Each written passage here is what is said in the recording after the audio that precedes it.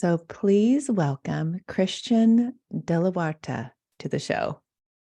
Hey, Welcome. Ashley. Thank you so much. Thanks for having me. I'm really happy to be Oh, here. you're so welcome. And coming from Marin County in San Francisco, where I love and have been many times. I received your book, and I know you've written another book, 20 years before this one. Yeah, yeah. And I know this book was festering inside of you, and 2020 was like, okay, Christian, it's time to finish the book. And I think 2020 for a lot of us, it's time to go inward, finish a book, write a book. I started a podcast and then started Mm, my passion of coaching and helping children. And you realize certain benchmarks in life when at the time people look at it as a tragedy, or mhm. we're in quarantine and this pandemic, but we made it into we created magic during that time. Yeah, for me too. Like, I really appreciate you saying that without minimizing the tragedy of it, right? No, All the exactly. death and the economic crisis and all that. But for me, it was a blessing. I Right. went from 100,000 miles on an airplane yearly to nothing. So the pandemic like forced me to sit my butt down and get this book that had been brewing in my head for 10 years, and also to create virtual programming, which I've known for years I needed to do. But I was, from one retreat to the next, another speaking engagement. I never really like grounded it and landed enough to do it, and forced my hand. My income went from 30 years of doing retreats to zilch overnight Wow. practically. So it forced my hand to develop the virtual programming. When you had that moment of realization that these retreats and these in-person events that you were having and really that was your livelihood, did you go into fear mode? Or because I know you now from reading your book, because people, most people, probably 99.9% of the population went into fear mode, but knowing you and what you believe in life and looking at the magic in life and knowing that everything is working for your highest good at that moment, did you ever have a moment of that where you had the fear come up? Yeah, that is so insightful, Ashley. Nobody has asked me that. And I got to say that that was the other gift and blessing for me of the pandemic. And this didn't happen overnight. This has been a journey to get to this place. But I remember being in the last retreat in March 2020, which was a Women in Power retreat, almost to the year. I mean, almost like the weekend, Huh. when, like where I'm doing my next live retreat here in Marin County. And it took me till that was in March. It took me to January of the following year to launch the first online programming. I had to create it. I didn't know what I was doing in virtual programming. It's a whole different animal in terms of how you do it, of how you hold a group, of how you promote. It's all different. Right. And I have to tell you that I didn't have a single moment of fear, not one. Huh. Yeah. But I know that because I know you from reading this book. And, when you realize, I want you to go into that because you do talk about, you know, limiting beliefs and, being triggered and living life without that, living free. And I have discovered and looked in the mirror and understand, whatever is triggering me is inside of me. Right. So once you have that, I mean, I love helping people like you do in that way. Right. Right. Right. But explain to me let's go back to why that is something so important to you and why you really are passionate about teaching people how to clear those triggers. And, why is that something that you so strongly believe? Is it from your childhood? Did it start back there? Do you want to go kind of how you were raised? That's a really great question. And I want to say too, and I was, caveat that I know self-doubt.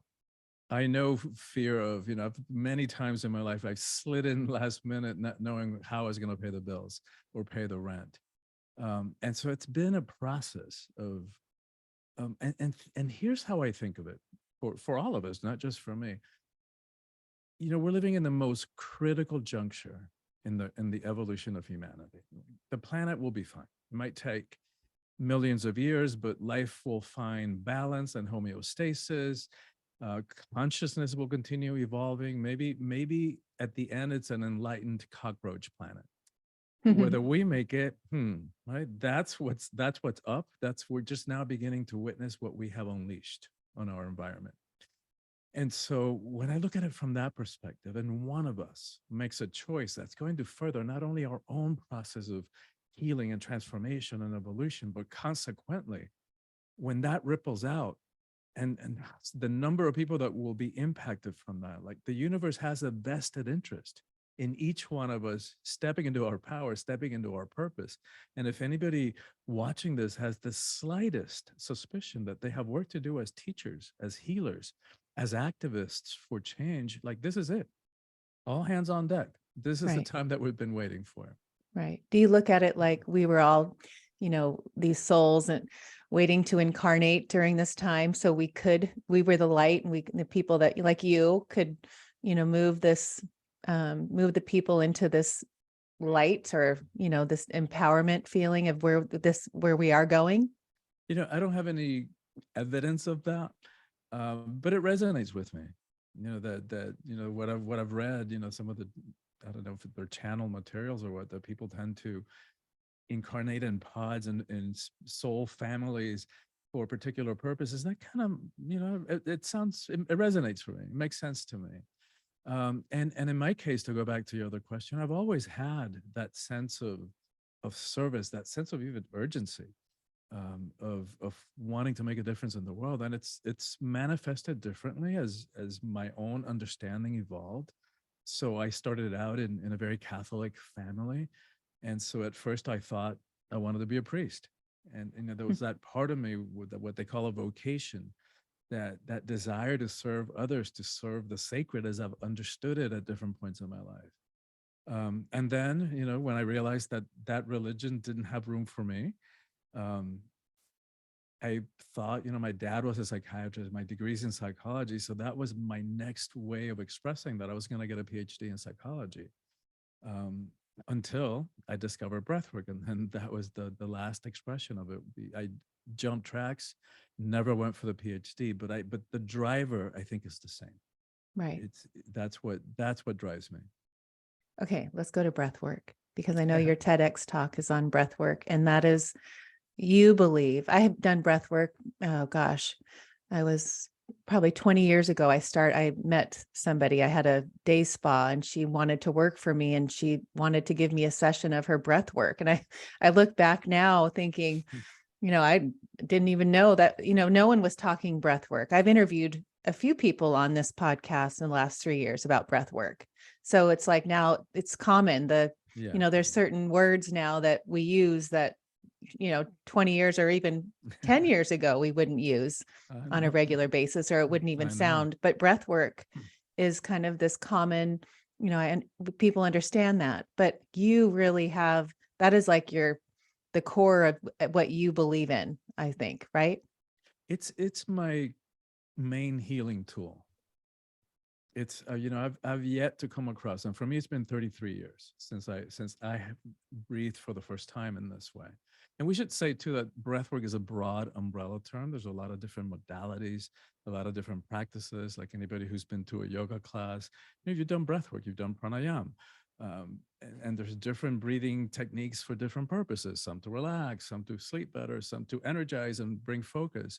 The breathwork that we're talking about is longer. You breathe in a certain way for about an hour and a half, and amazing stuff happens. I have yet to come across anything that heals past trauma as quickly and as effectively. And it heals at multiple levels, not only emotionally and mentally, but also psychologically, spiritually, even physically. And believe me, I know that sounds too good to be true. That just from breathing, not only can all this stuff happen, but you can have some of the most amazing, profound spiritual experiences that I've ever had, and that many, many people have had. I often hear people tell me, I got to the same place that I did on a sacred plant medicine journey. Mm-hmm. I've had meditators tell me, I've been sitting on a meditation cushion for 20 years, 30 years to have that moment of no mind. So it's sort of a shortcut to those high meditative states. It doesn't replace the the many benefits of having a regular meditation practice. But it kind of makes it easier to access those states of being. And it's just, it still boggles my mind that just from breathing, all that can happen. But I can't argue with the results. It works. What's the science behind that? Like why is that working? And that's also a great and very insightful question. They haven't really studied what's happening in the body, what's happening in the brain when we breathe in this circular connected way.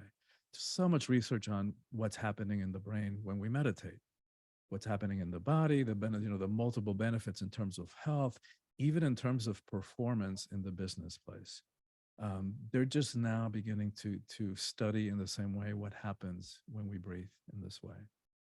When you say it's similar to the plant medicine psychedelics, I remember thinking it almost gets me to when I've done it not just that one time, but I have done that in my past few years.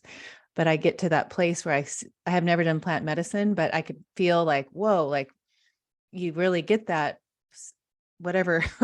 I've really never done drugs, so I don't know, but I can imagine the feeling because I get that like lightheaded Yeah, yeah, kind yeah. of out of body experience. Yes, yes.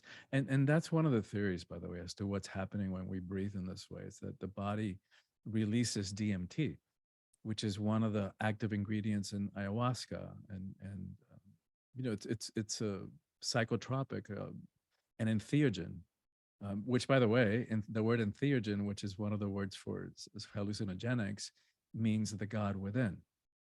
So that's why a lot of people have those experiences Hmm. of oneness and connected to the all, that people feel like they're seeing through the fabric, the matrix of reality.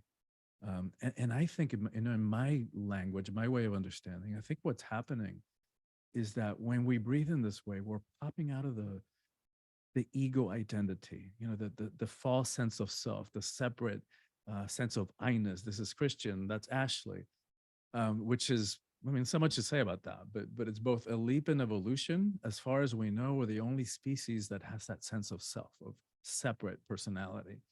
And it's also the source of all our suffering. So I think what happens when we breathe is we pop out of that sense of separate identity, and we Hmm. have a glimpse of that belonging, of connected, of, people often report connecting with loved ones who are no longer in body, who have passed. People often report having, divine visitations. Ganesha or Mother Mary or the Buddha show up often in sessions. And the healing part, when people, I just believe that we're moving toward, a different healing is going to have a different definition, and it already is that going that way. But when you think of the simplicity of breathing, and that's we all Exactly. breathe, and if the healing aspect of that, and what have you seen like miracles happen through I breath mean, work? so many, but and I think, but let's talk about a physical healing one, because those are for me the hardest to understand and to explain how that works. And so many stories that I have of physical healing, but this is still my favorite one. Oh, good. My teacher, the woman that I learned this from, when she did it for the first time, she was doing a one-on-one, a private session. And so she was lying on the floor, breathing on her yoga mat and her blanket and all. And at some point, she heard the facilitator snap her fingers. For some reason, it triggered a memory. She'd forgotten about this. When she was 5, she got into an upset, an argument with her daddy. I forget what it was about, but she got in a huff and she was going to run away from home. And she got on her little bike and started pedaling, hit a pothole or something, fell over, broke her nose, was black and blue for like 3 weeks. At the end of the session, she turned to the woman and she goes, "Wow, how did you know to snap your fingers at that moment?"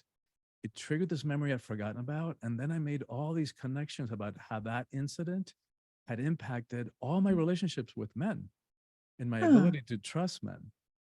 And the woman was, "I didn't snap my fingers." As they kept on talking, what they figured out she'd heard was the breaking of the bone. Oh, wow. The next day, 45, 40 years later, at 45, she got up in the morning and looked in the mirror, black and blue all over again. Wow. not for 3 weeks, but for a few days while the body, healed itself, corrected whatever was off there. And how that happens from breathing, no clue, Wow. no clue. But here's what helps me understand it, and it's not from a scientific perspective; it's more from a spiritual perspective. In most spiritual traditions, the same word, one word, can mean breath or spirit, depending on the context. Hmm. And and even in some secular languages, like in Hawaiian, ha means breath and spirit. In from the Latin root pneuma, we get, which meant lung, from which we get pneumonia. It also meant soul. From the Latin spirare, from that root, we get both respiration and inspiration or expiration, and on and on and on. There's many examples of that. Oh, that's so, I love that. Okay, I want to move into your book just because it's kind of fresh in my mind right now. All right. So starting this book, the name of it is Awakening the Soul of Power. Mm-hmm. And then the subtitle is Calling All Heroes. That's the series title. Oh, yes, the series title. Yeah, But it is How to Live Heroically and Set Yourself Free. exactly. So explain even the title. How do you, because I want to know where you came up with the power and the soul. Like where does that, give me Well, that. you're asking a really good question because nobody has asked me that either. Like, and that title, Awakening the Soul of Power, it was only the second time. Now it's happened 3 times in my life, but for only the second time in my entire life where I was sitting in meditation and I actually heard audible words. And I didn't even know what that was. I thought that's the soul of the soul of power. I got the URL, forgot about it. A month later, I had sent a book proposal to a literary agent that I was working with in New York, and she goes to me, "Yeah, I want to work with you, but I want to see some of these marketing ideas implemented before we even pitch it to a publisher." And I don't know if you've ever seen a book proposal, but it's like a huge term paper with a marketing analysis. What else is out there that's similar? How is this one different? Why am I the person to write this? It taken me 3 months to write the book proposal, so I was like Oh, putting on the wow. brakes, and because I was spending the advance in my mind already, Mhm. and then it set me into a bit of a crisis. Like, all right, well, if this is not it, what would I really want to write about? If I weren't writing for an advance, what would I really write about? And it Mhm. took me a few days for it to land. And then it was like one of those, forehead to hand to the forehead moments, like one of the light bulb just went up. And I thought, oh, wait a minute. I've been saying for years that the single most important thing that needs to happen in the world is the empowerment of women. And not to put women up on a pedestal, not to idealize women. Women also abuse power. Um, it's and certainly not to give women more crap that they have to do and clean up in this world and this mess that we have made. It's because as a species, as a world, we have been running so off kilter, so off balance, where it comes to the balance between the masculine and the feminine energies that course through all of us, because they course through all of creation. And Right. and in this little planet, we somewhere along the way, we decided that the feminine was weakness, and I mean that so many faulty assumptions about that. Um, but I believe that when women are in 50% of power in this world, we're going to have a very different relationship to war and poverty and hunger, how we treat the environment, education, social justice, all of it. And so for me, I think of it strategically. Like, what is one thing that I could focus on that will then Mm. ripple out and impact some of these challenges that we're facing? And that's what I land on. So so I mean, a man, what, why women? Why would you folk like Mother Earth? I thinking like, I know that the feminine, like what we've been going through, the the wake up in this world that we have been experiencing has been a lot of that. And Precisely. yeah. And so when I see this book written in 2020 and where you were seeing it go, I mean, it hadn't even really exploded to this, to where we are today, 3 years later. What would make you What is that? Like, why? Why were you so focused on the masculine and the feminine and how the world was not, it wasn't working? Because I'd been thinking about that for years. And that's what got me thinking about power to begin with. Um, because most of us have an ambivalent, maybe even conflicted relationship to power. Part of us wants it, and part of us is afraid of it. And I think what we fear is that if we really stepped into our power, if we really stepped into our full potential, that other people wouldn't be able to handle it and that we might end up rejected and alone and no fun. Who wants that? I think we also fear that we might abuse it. And no wonder how many abuses of power have each one of us witnessed countless times throughout our lives. And then on top of that, we've been conditioned to believe that power is bad. Power corrupts. Absolute Right. power corrupts. Absolutely. Who wants that? Who wants to be corrupted? And so when you add to that mix, but by the way, what they didn't tell us about that quote is that Lord Acton was speaking specifically about political power, not the personal power that you and I are talking about now. So when you add to that mix the fact that we have labeled the emotions weakness, another completely faulty assumption. The emotions aren't strength, they're not weakness, they're not good, they're not bad, they're just energies, like Right. everything else in creation. But when we put all that into a mix, what happens is that we end up giving away our power. How many times have we said yes when inside? It's really not okay with us. It's really a no. But in order to appease, in order to not rock the boat of a relationship too much, in order to, because we fear abandonment or rejection, or for a variety of reasons, we override our true feelings, our preferences, our desires, our dreams, and we settle. We settle for less. We settle for an illusion of acceptance, a false sense of security, and morsels, crumbs of pseudo love. So part of the way that we navigate this problem is that it's by realizing that there's a different way. Like we've gotten confused, and there are different types of power and relating to power. And so I talk about worldly power, the way that the world relates to power, which is, people who have money, people who are famous, people who are high up in some kind of hierarchy, whether it's the corporate ladder or any other institution. But the thing about all those kinds of powers is that they're external, they're outside of us, which makes them fickle. Here today, gone tomorrow. That worldly power is also always has an agenda. It's always trying to grab something for itself. And it's arrogant. There's a sense of, I mean, it's overcompensating for not feeling good enough, but there's a sense of blowing itself up to seem bigger than it is. In contrast, what I call spiritual power or soulful power is it's about service. It's about making a difference. So I think of the servant leader archetype, and I think of and it's humble. It doesn't need to prove anything to anybody, and nobody can give it to us. Nobody can take it away.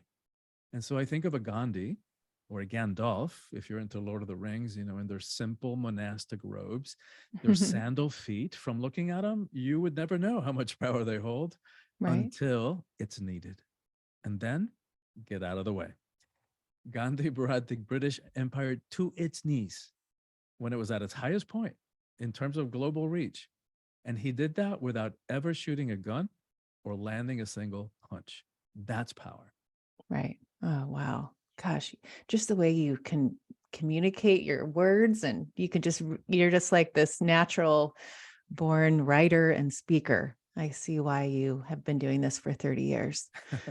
You know, Although I got to tell you that hasn't always been that way. I mean, I've always written, but speaking, oh my God, I was terrified of really? speaking in public. Oh my God. Huh. I had a 4.0 in high school, except for one B, my last semester. And I didn't set out to do this consciously, but looking back on it, I know that I did this because back then there was no way, there was no possible way that I could have stood up in front of an auditorium filled with hundreds of people to deliver the valedictorian speech. There's no way. I Huh. just was nowhere near close to being ready to do that. And so I sabotaged my own GPA so that I wouldn't have to do that. Oh my gosh. I know. I know. Huh. And flash forward, I've spoken all over the world. I've spoken at conferences and churches and the TEDx stage, which I say that only to convey the message that all that stuff, all those fears, all those doubts that we have, all that can be healed and it can be overcome and it can be transcended. Mm-hmm. Oh, so much. Okay. So I'm a mother of two daughters, 14 years old and 16 Uh-huh. years old. Uh-huh. I was reading your the retreat that's coming up with relationships. You work with marriages, relationships, Mm-hmm. right? Yeah. So my oldest went on her first date the other day.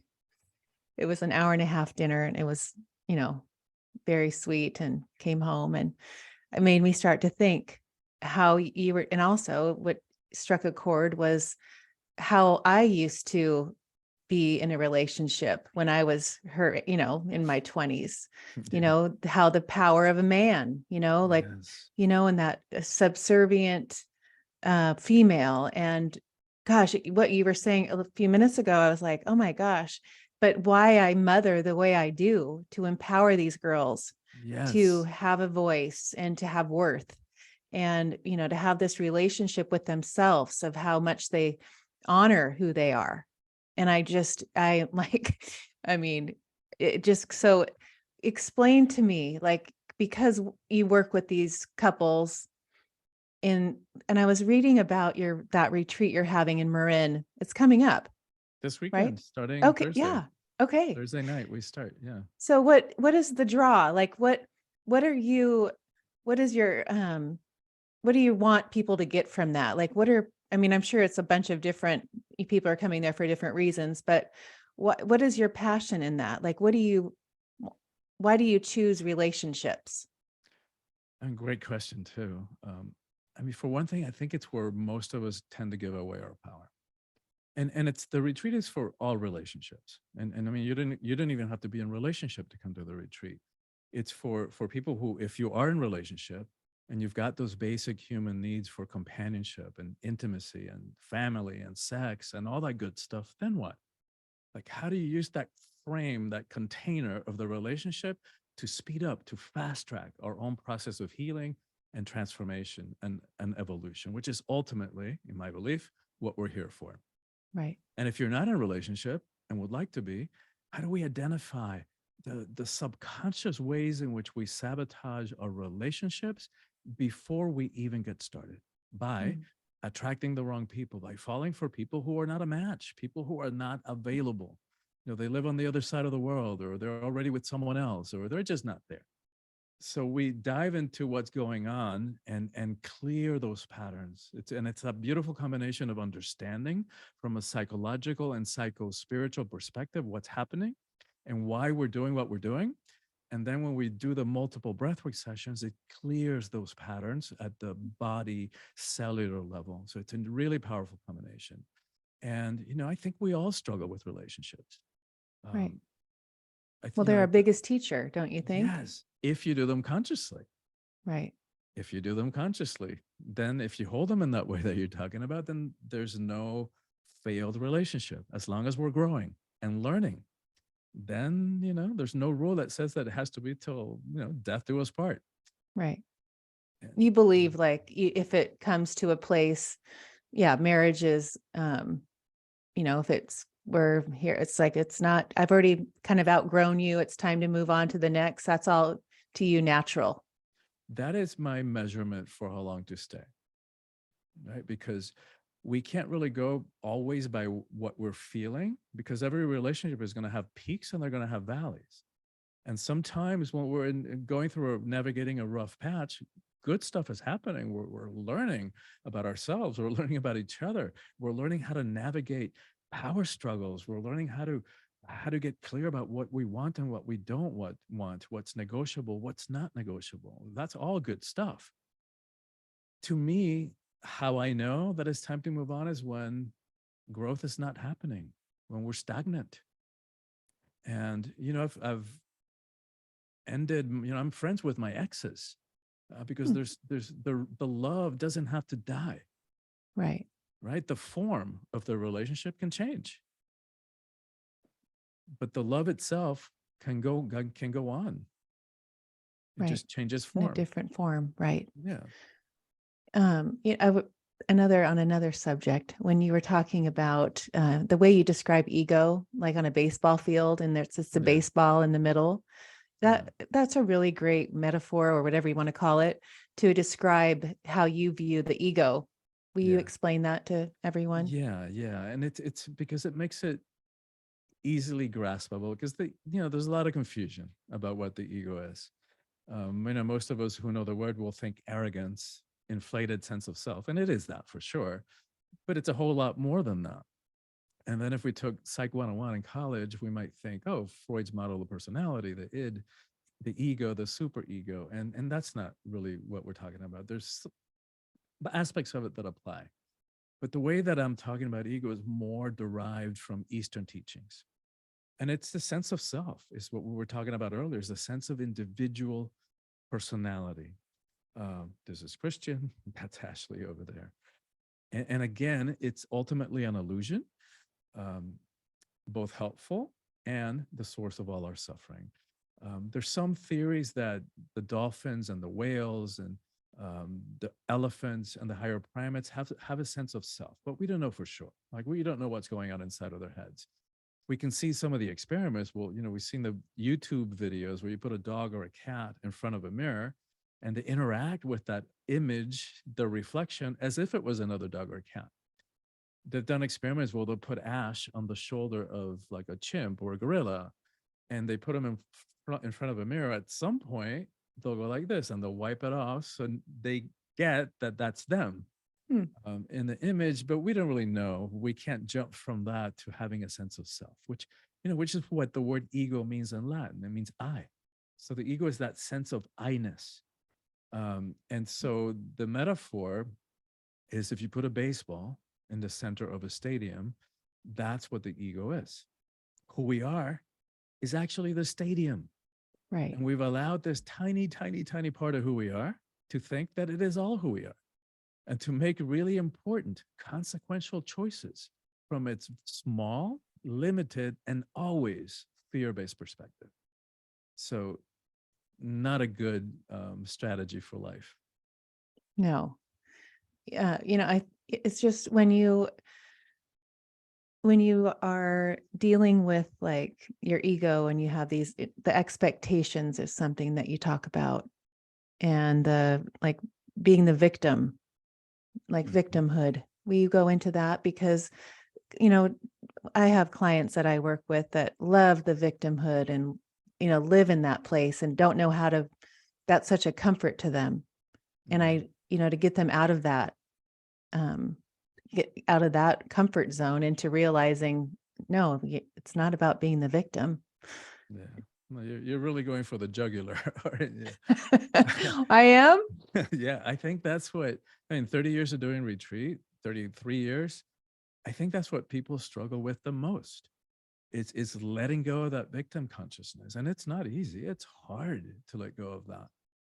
And that's one of the expressions of the ego. I think it is the deepest, most core one.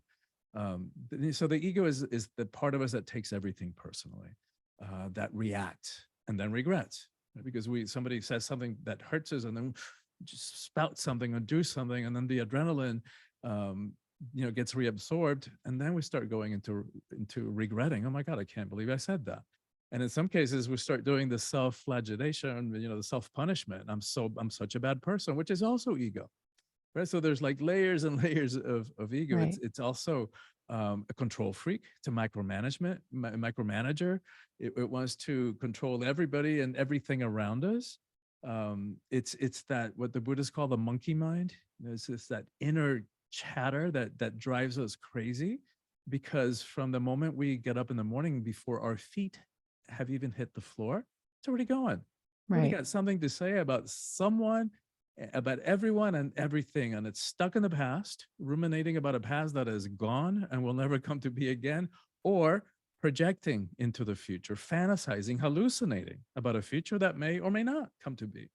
So it has a really hard time being in the only thing we know is real, that is not a memory or a figment of our imaginations, which is the present. Right. And so those are just glimpses of what the ego mind is. The one that you're pointing to, the victimization, here's how I think about that. If we're holding, I mean, if we're holding ourselves like, the victim is the poor me, woe is me. Like, if only, mom had done this, or daddy hadn't done that, or the teacher, or the minister, or society, or sexism, or racism, or homophobia, if only, right? And not to deny that those things are don't exist, not to deny Right. that the system is set up unfairly.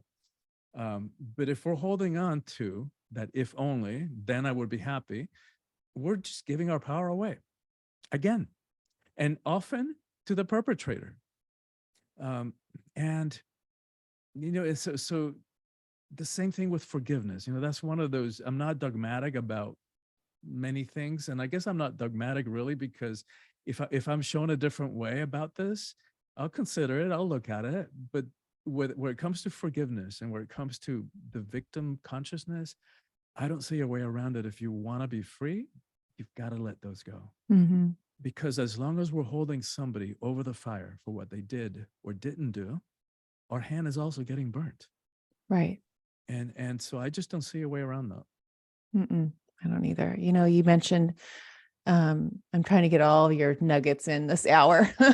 um, I'm going from one thing, but I was thinking of Illusions by Richard Bach, and you were Oh talking, yes, and I love that book. That was one I of my, love that book. I would say that's probably one of my favorite books. But you do reference that book, and is it the letting go? What was the Yeah, reference of that? yes, it's I the love letting that. Will go. you share Yeah, that? because that's the opposite of what the ego does, right? The ego is Right. holding on, and the ego is anything that signifies change. It's threatening to the ego, even if it's good change, even if it's change in a empowering, liberating direction. Anything that signifies change to the ego, it's going to be threatened. It's going to be threatening. And so the story goes that it's a village of river people who live at the bottom of the river, and they're hanging on for dear life to logs and rocks and boulders. And at some point, one of them says, "I can't live this way anymore. I can't. This is no way to live. Just grabbing on. I'm being buffeted by the current." And their friends, his or her friends or his friends, their friends will tell him, "Well, what do you mean you can't let go? You're gonna die. Who knows what's gonna happen?" And he goes, I know, but I can't do this anymore. I can't hold on anymore. And then they pull in the big guns, the guilt. Oh, but wait a minute, what about us? You can't just leave us. Um, and he goes, I can't do it. And let's go. And sure enough, the current takes her, and she's rolling around and hitting this and hitting that. But what happens, is a little further downstream, she's now floating above all that stuff. It's like, wow, this is pretty nice. This is great. Just floating downstream. Downstream, there's another village of river people. And one of them looks up and says, "Oh, look, a Messiah." Oh Yeah. gosh, So it talks about the power of letting go. letting go. Yeah.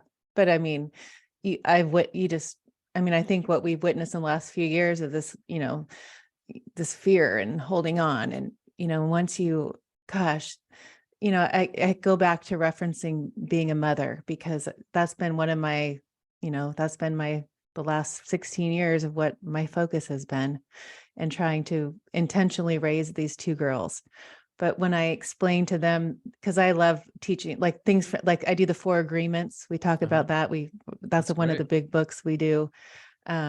This book, I've shared the story about, you just got to let it go. You've got to trust and surrender. I love, when you learn that, when you just trust and let go of those rocks and let let the current take you, and that's going downstream. You just, instead of moving, you're trying to force it going upstream. Exactly.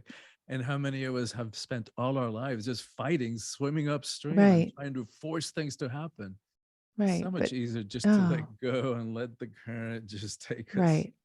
But, when you go through that, even teaching judgment and acceptance and, Mm-hmm. all those words that, that block that, I mean, judgment, not acceptance, but, the expectations and, the words Yeah, that yeah, you use in your book that block that flow, but yes, to remove the judgment, just that one little word of, like I'll be with the girls and we'll say something and is that judgment? Are you judging?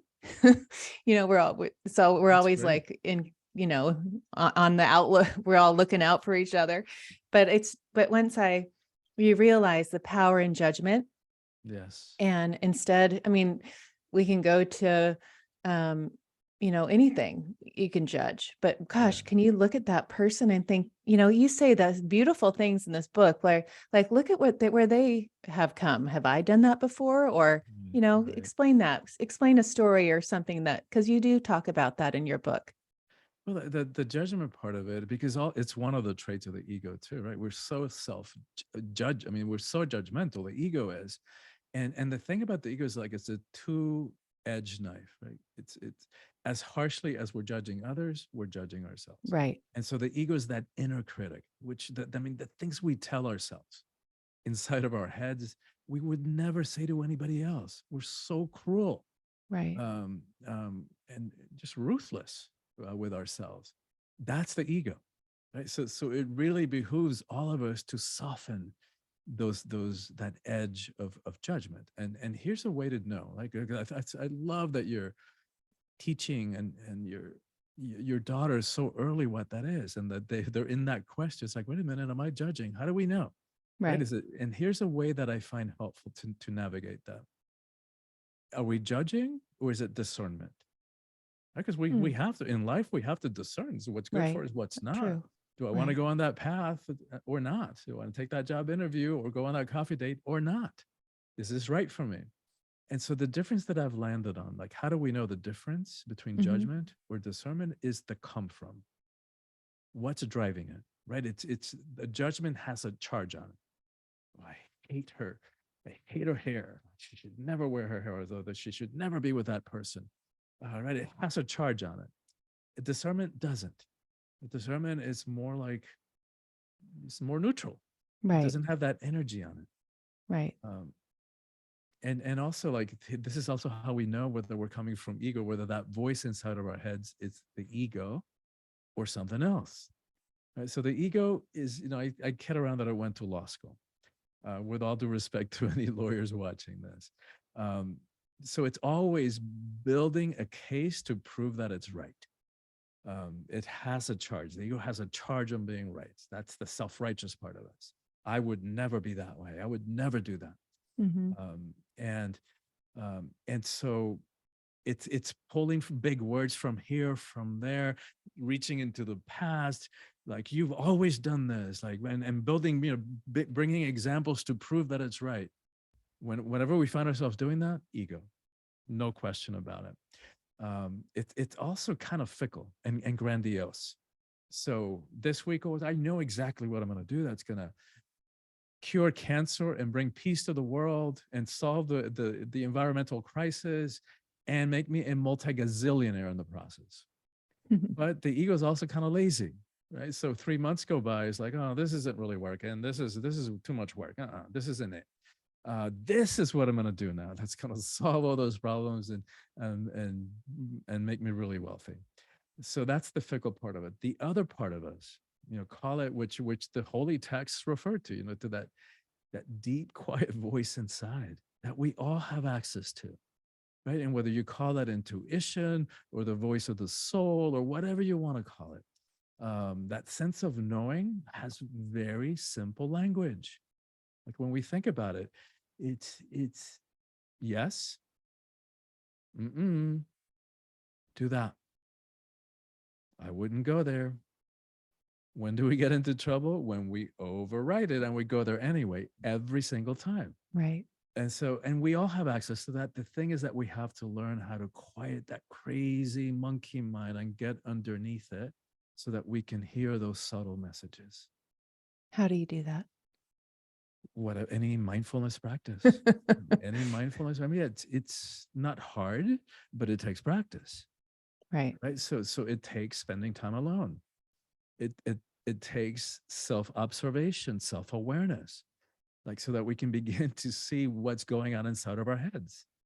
And then learning how to quiet that mind, whether it's a formal meditation practice or whether it's just, sitting here and I'm looking out the window and observing my breath. And here's a great visual for anybody who wants to take on a meditation practice. It's like I think of it standing in a train station, except the trains are just coming in and they go right back out. They Mhm. come in and they go right back out. They never stop. And so that's how we relate to our thoughts, right? We notice the thoughts and we bring ourselves back to the present or back to the breath, or if we have a mantra that we're repeating, all right, we bring ourselves back to that. And it's as simple as and as difficult as that. And sometimes we're gonna catch ourselves and we're like 5 stations down. No big deal, right? We just bring ourselves back to this station and just observing the thoughts as they come in, and we just don't jump on that bandwagon. We just observe them. If it's a really good thought, it'll be there. It'll come back. If it's a great idea, it'll come back. We're Right. not going to forget it, but it's that practice, because that's what it is. And like anything else in life, the more we practice it, the better that we become at it. Right. What is your routine? Do you meditate every day? How often do you do breath work? How often do you recommend breath work? It depends, and again, that's the intense, powerful breath work that we're talking about. Um, when I do a weekend retreat, we do it 4 times. Starting Thursday night and the last one on Sunday. But that's a contained space dedicated for that. It's really powerful. So the most I ever did it was every day for 2 weeks. Oh, And okay. again, I was in an ashram, so I didn't have to like put on a suit and get up and take public transportation or drive myself to work. I Right. was working, but in a contained setting too, dedicated for that kind of thing. By the end of the 2 weeks, I was in a great space, kind of a la la space, but it was hard to function. I was a bit ungrounded. So I would say once a week in the beginning, then you have to do it less. Like, right? If at the same time we're learning how not to suppress our emotions, um, and how to communicate them gracefully in a way that they can be heard and received, not just dumping them on the other person like a 2-year-old having a Right. tantrum, there is an end to the crap that we have suppressed. Right. So these days when I do a breathwork session, it's like I'm not having a lot of emotional releases like I used to in the beginning, and like most people do. For me now, it's more of like a centering thing, coming back to center thing. It's a practice that always gives me more perspective, more clarity. It brings me that sense of connectedness to myself, to something greater than myself. But the benefit of having done it so long is that my body's very trained, so that a lot of times I'll wake up in the middle of the night and have to go to the bathroom or something, and notice that my body's been doing that circular connected breathing on its own. Um, so it's a great practice. Do you It's breathe in through your nose? How do you what you this were talking on the TED Talk through your mouth, but Yeah, this particular modality is through the mouth. You can actually do it through the nose either, also, but this particular and many different yoga practices and breathing practices, sometimes it's nose, sometimes it's in one nostril, down the other one. This one is in and out the mouth, not alternating between nose and mouth. And I recommend the mouth because it is so much bigger. So you tend to have a much more powerful experience. As we're going through the day to day, it's better to do nose breathing than mouth breathing. But for this particular dedicated practice, I find the mouth to be more powerful. and you do it for how long? And You like when do it you for could about do it an hour, an hour and a okay. half. Some Okay. modalities go longer. Some modalities go 3, 4 hours. Oh my gosh. I know. And even an hour and a half can seem like to for our ADD society is like, oh my God, I could never do that. But one of the things that happens, as we were talking about earlier, we pop out of the ego mind, which is where time exists. Right. So 99% of the time, people will tell you, wow, I can't believe that was an hour and an hour and a half. I thought it was 10 minutes. We pop out of time. Right. How do you describe time? um, I mean, I don't, that's a bit above my pay grade.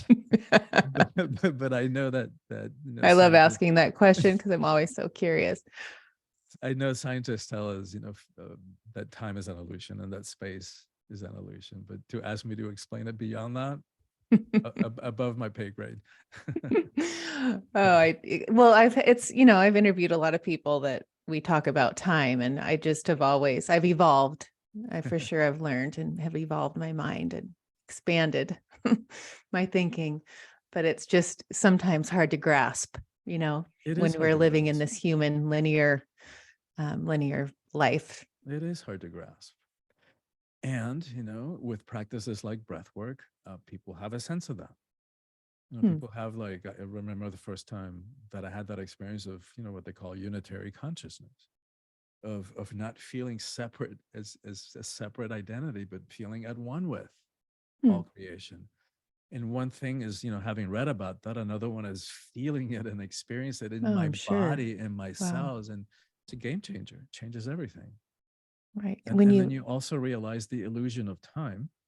But don't ask me to explain it, Ashley.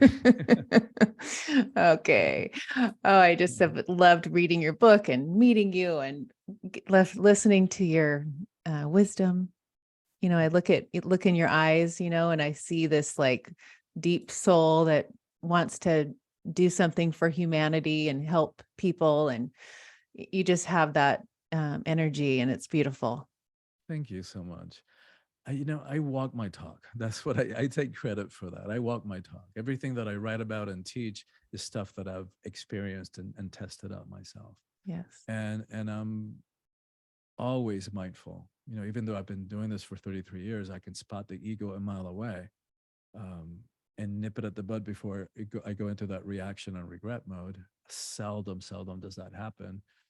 Um, but I'm rigorous. I'm always mindful of that. I'm always making sure that I'm not coming from a place of ego.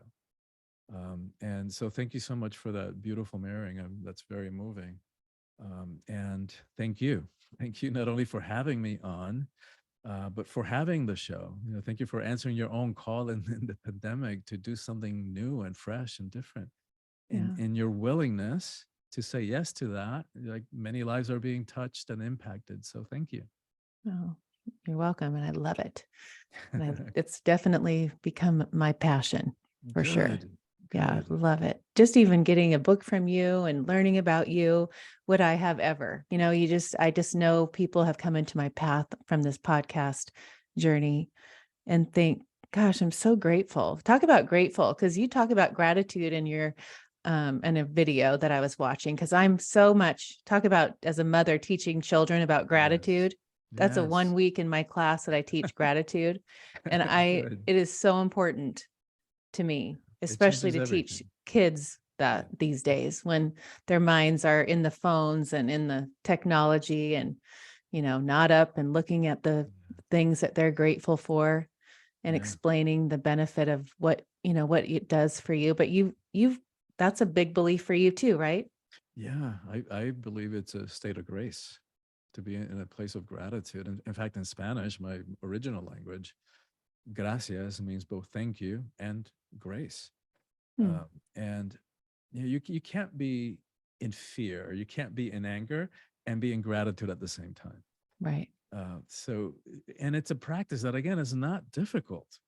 It just takes discipline and the choice to do so. But if anybody, I mean, like gratitude practice, just simple, write 3 things you're grateful for every day for a month, it'll change your life. Right. It'll Oh, shift your focus. for sure. The girls have gratitude journals since they were before they could even write. And they It's draw amazing. pictures. Yes, they would have to do stick figures of what they were happy for, what they're grateful for. But we have them still in a shelf, like in this closet right here that we've had from since they were little. But that was a Mm, part of our morning routine. They'd write 3 things they were grateful for, sometimes more. But I love um, that. I love that that. was a muscle that I wanted to create in them, so they realized the what it does for just being grateful. And you think of I always talk about vibration and being happy and finding something so that your energy is people are going to be like at school, what are you doing? Like, what did Exactly. you do this morning that you're so happy for? Like Yeah. that's the reputation you want at school, Yeah. Yes. Yes. that you want to be that where people, the thermostat, right? The ones that raise the energy, the people that come to you, they have to come to your Exactly. level. Exactly. I've thought of this a couple of times as you were speaking today, and I didn't want to say it because my mom just passed a month and a half ago. And my Oh, mom was like, I mean, I love my mom. She's the one who taught me how to love. Right? So, hmm. so that pretty much says it all, because I think that's my greatest gift is my ability to love, and the depth of my capacity to love. But I didn't get that from my mom. No, different generation for sure. But Oh, what I would have given to have a mom that would have taught me those skills that you're teaching your daughters. That's incredible. Thank you. Thank you for doing that. oh. Yeah, gosh, I think being an older parent, I didn't have them till I was almost 40 and 40. Um, I had all those years of knowing, just even the Four Agreements, reading that book when I was probably in my 30s, thinking when I have kids, they're going to be reading this with me in Mm. bed before they even could read, Wow. but Thank you. I just really I knew what I didn't have, when Yeah, what you don't exactly. have, you need Exactly. to stop the hamster wheel and put the Yes. the spoke in the tire and stop the wheel from moving. I Yes. just had to be that spoke, that stick that went in that tire. And I really knew those little things that come out through me that aren't mine, but they are my little gift for this time of their Uh, childhood, to embrace, not only embrace and love them so much, but to teach them these tools that will, when I know when Paige is, after next year goes to college or whatever she chooses to do, mm, I have the confidence in her, and she has a confidence because she has those tools that will guide her, and she won't, she'll know her values. She knows yeah, I mean, just right there is your GPS system, right? it's Like I say, priceless. it's like your internal GPS system, Paige. You got Yes. it. You're giving them priceless stuff. Just like the stuff that we really do need to navigate life. Right. And that is beautiful, because then they're going to also pass it on, not only to their own kids, but to their friends in their generation. And so that gives me hope for Right. humanity. Right. It Thank just you. takes one, right? Yeah, yeah, exactly. So how can we find you, your website, Soulful? Tell us how to find you. Yeah, the book is available wherever books are sold. So you can get it, you can order it at your local bookstore. If you want to support them, you can get it on Amazon. In terms of reaching me, probably the website's the best way, and then they can get my social media from there. And that's soulfulpower.com, SOULFUL power, POWR.com. And for anybody watching this who goes to my website and gets on my email list, and we know how easy it is to click unsubscribe if it doesn't work for you. And I'm not going to take it personally, I promise. But anybody who does register for my email list will send them a sample chapter of the book, which is one that talks about what it means to live heroically in the 21st century. We'll send them some power practices designed to integrate the teachings so that they don't stay at the level of information. You and I know we don't need more information. We've got information overload. What we Right. need is transformation. And that only comes from really living and taking on a set of teachings. And then we'll send them a guided meditation that I created in the midst of the pandemic. And it talks about, or it guides people to get to that place of trust, and and in the midst of chaos. Like, how do we be that eye of the storm when there's chaos all around us? Mm, I love it. Everything about you. Thank you, Anyway, Ashley. it has been fun spending this hour together. I appreciate you. I'm Me too. grateful for you. Me too. I And I look really forward to appreciate watching. you, and thank you for you. Thank you. Grateful for you. Thank you.